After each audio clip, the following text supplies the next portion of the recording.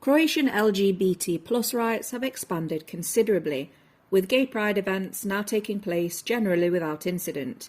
This was not the case just several years ago. The Croatian constitution defines marriage as being the union between a man and a woman, and this was determined by a 2013 referendum. While this effectively prohibits same-sex marriage, the status of same-sex relationships in Croatia became formally recognised by the state way back in 2003, and the introduction of the Life Partnership Act saw same-sex couples entitled to almost all of the rights enjoyed by married heterosexual couples in 2014.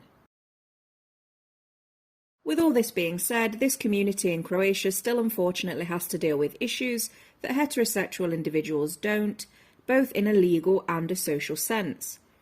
With considerable help from the Catholic Church, a controversial lobby group called In the Name of the Family ran a very visible campaign against same-sex marriage during the year Croatia joined the EU. They called for a referendum to introduce changes to the constitution, and the changes they proposed would define marriage as a union between a man and a woman only. The outcome of that referendum was 65.87% of voters supporting the change to the constitution and just over 33% opposing it. It's worth noting, however, that voter turnout was less than 40%, leading many civil rights groups to point to the issue of the turnout threshold. Regardless of that campaign, the Croatian government introduced the Life Partnership Act in 2014.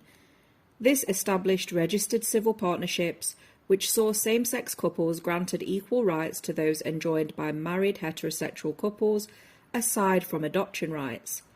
All in all, there is still a lot to be desired for this community in Croatia, but there has been a very strong shift since Croatia joined the EU in 2013.